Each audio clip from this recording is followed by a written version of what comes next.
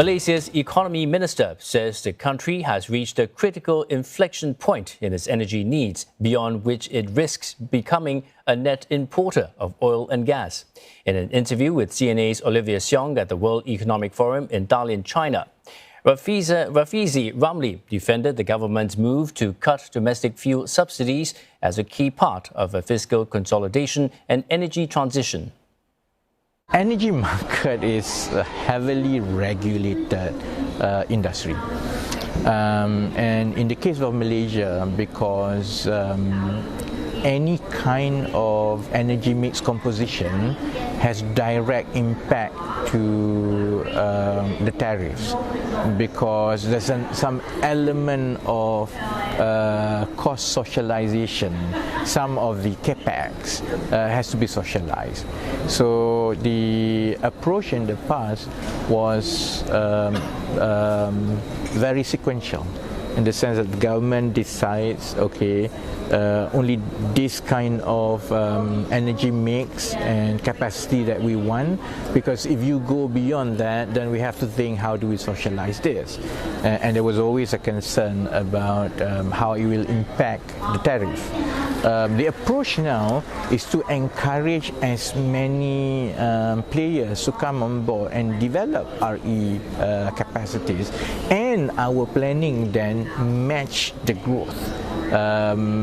Of course, there's, on the part of the socialized cost, if you recall, Malaysia has removed electricity subsidy in phases, and therefore the tariff in Malaysia now, especially to businesses, which is the primary user of power in Malaysia, is more cost reflective, and therefore the previous concern about cost socialization is a lot less now, and all these things coming together makes renewable energy projects a lot more feasible compared to what it was before NETR. One of the things that you mentioned, and we know that the government has done, is to move away from blanket fuel subsidies. We saw that happen with diesel.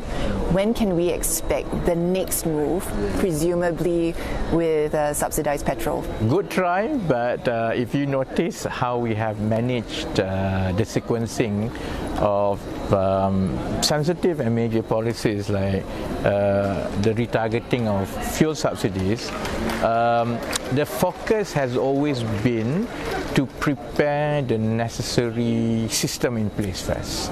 And then government will decide on rolling it out once it achieves certain parameters that we have set internally. And I think the market will continue to wait and watch, because most probably whatever we decide on the next step of subsidy rationalization program will be kept close to our chest. But I hope at the same time the market understand by now that we intend to do it, and we have done it. And subsidy rationalization program is a core element of our fiscal consolidation program. And it's just that, you know, given the nitty-gritty of it and the sensitivity of it, it is best that the step-by-step is kept close to government's chest. Malaysia has relied traditionally on fossil fuels. There are a lot of stakeholders involved. Could you talk us through what the Malaysian government's considerations are when thinking about the timing or what sort of moves to make, taking into account everyone's interests? Our belief in energy transition is not rhetoric. It is because we know that this is going to be a catalyst for our economy. Then you have to map out resources, cost perspective, and also what governments has to put in terms of new investments, how to improve our regulations to make it more sustainable and robust, because the last thing you want to do is to introduce shock to the economy and society. So the biggest consideration, and I think the biggest challenge of any government trying to do it, is to really balance all these competing considerations, because cost is an issue. It's quite obvious. Any economy trying to do this will have to deal with, the impact on cost. Investment is an issue because there must be a certain level of public investments into this, and the trickiest part is managing the impact on society as we go along. I won't say that we have done it well. It's a long way to go, but we've sequenced it in such a way that we prioritize important elements, the building blocks of doing this, with groups that has the least social impacts. So that's why we've been working with the utilities companies first. It's like the business sides has least social cost to them, and therefore the focus on building capacity is important. Now that after 1 year of NETA, and I think we have the confidence that this has taken a life of its own, and therefore the ambitious target that we have set is attainable. Then I think we can start going into the more difficult bit, which is creating the conducive market environment that allows for people to switch and go for energy transition, and that ultimately involves the public, and hence the subsidy retargeting program. So I think the philosophy is quite laid out, but the nimbleness to roll out each specific component of the implementation, that is something that we have to be very careful about, because one obvious risk of doing this is that there will be disagreements here and there, and if you're not careful, then we cannot see it through. And my objective is that irrespective of which government's coming in, energy transition is good for the economy and has to survive multiple administrations into the next 30 years. And therefore, balancing all this is important for the longevity and sustainability of that transition. I think you're alluding to a bit of a political risk. Yeah. Is there ever a good time? There's never a good time. You're right, there's never a good time.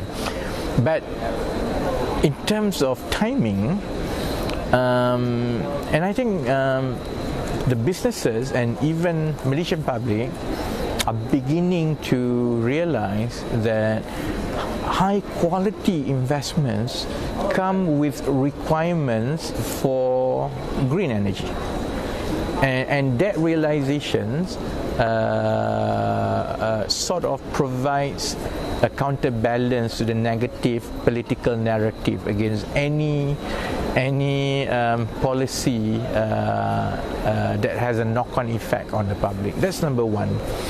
Number two, I think the timing-wise, we are trying our best to create awareness in our economy and the public that our energy mix is not sustainable if we don't pivot. And therefore the timing is the sooner you pivot, the better, because obviously most people in Malaysia grew up thinking that we are a rich oil and gas nation. Any country with oil and gas reserves, at some point, it's not just about the reserve depleting, it is also because your economy grows. And then our growth in the past 2-3 decades, have been fueled by oil and gas, availability of oil and gas. It has come to an inflection point where if we are not careful, we will become net importer. So the timing is right, because the inflection point is not that far off if we don't do something now, and that's why among in fact, the first major policy that we've worked on is actually energy transition. So it's up for debate when it's a good timing, but personally I think common sense will prevail as the public sees that this is not something that we conjure up. It is for the future sustainability of the economy. It makes us more prepared to manage the political risk that comes with it.